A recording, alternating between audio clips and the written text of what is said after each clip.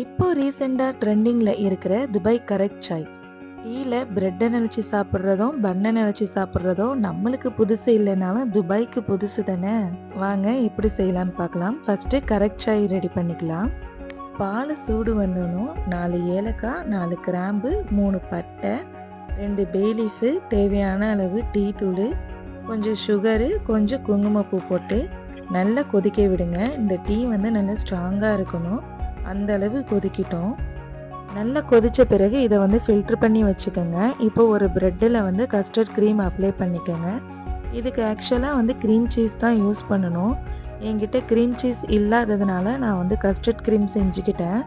அதை வந்து அப்ளை பண்ணிவிட்டு அதுக்கு மேலே வந்து 1 ஸ்பூன் அளவு சுகர் எடுத்து டஸ்ட் பண்ணி விட்டுக்கோங்க. இதுக்கு மேலே ப்ரெட்டை வச்சுட்டு சுட சுட கரெக்ட் சாயை ஊற்றி சர்வ் பண்ணி சாப்பிட்டு பாருங்கள்.